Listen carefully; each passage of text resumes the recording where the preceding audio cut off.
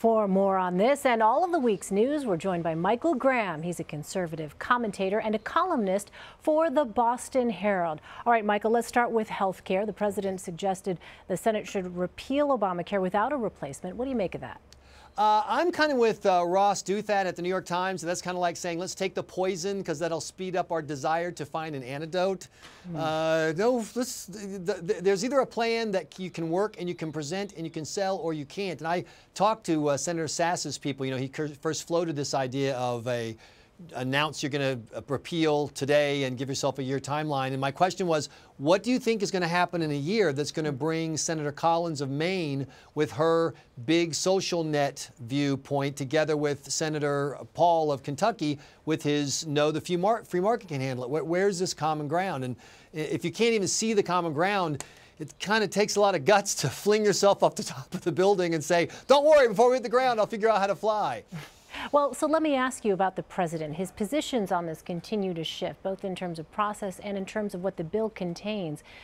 How would you characterize the president's efforts here? Would they be helping or hurting Senator Mitch McConnell's attempts at this? I don't mean to be dismissive, but I don't know how much impact President Trump is having per se, other than his ability to pump up Republicans and the Republican brand or hurt it. And you could argue that all the distractions on Twitter, et cetera, that they don't help the brand. On the other hand, you could also argue that it keeps people focused from the ugly sausage making that is passing laws, and so maybe it's helping. I honestly believe that President Trump will sign any bill.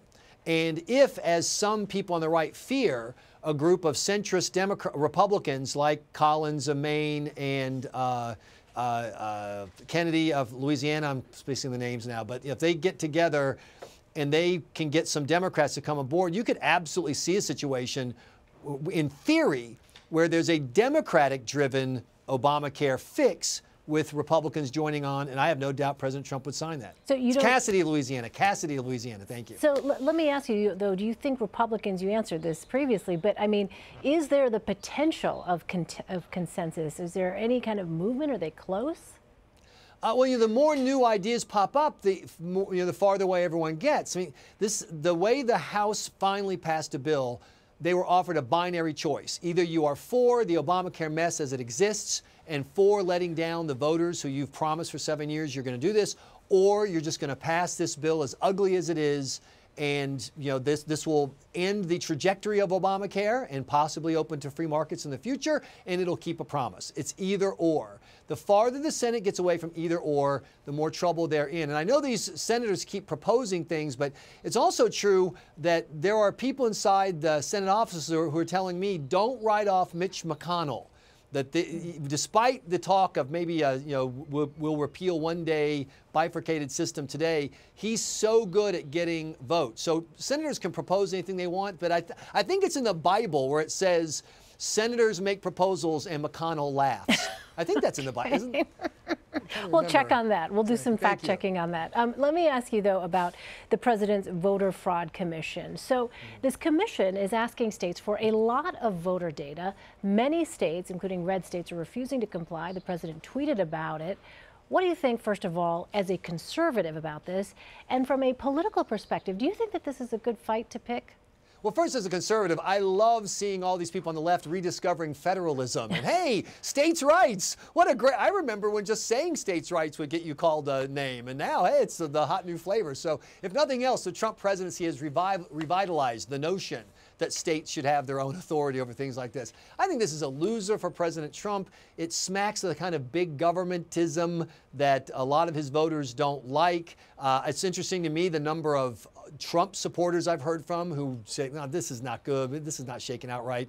Meanwhile, the voter fraud issue, we all know why this is coming front and center. It's not because it's a widespread problem. There are some, the people on the left who say there is none. We've seen numerous prosecutions in the last 18 months. There is some.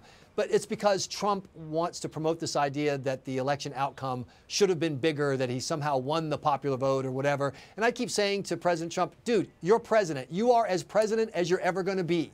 There's no more counts. You don't get any more credit. You are the president 100%. Act like it.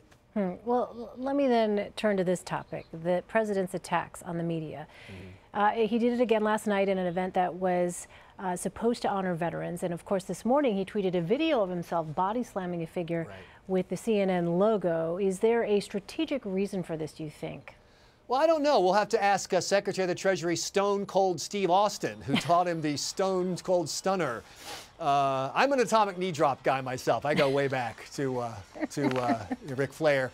But I mean, once again, back to being president. What part of being president is this? And I think that it's easy for people in the media, and I will use a phrase that I know you won't like, the East Coast media elites. But I'm from the Midwest. I take no offense, Michael. Exactly. But you know what I mean? But there are people, my parents are evangelical Christians from South Carolina. They would never want to vote for a Trump guy. They have no respect for the guy as a guy. But they are still supporting him because they feel like their culture's been under attack. They feel like that they're these, you know, the media has treated them unfairly and called them all kinds of names and smeared them as you know, bitter clingers, and they're deplorables, they're irredeemable.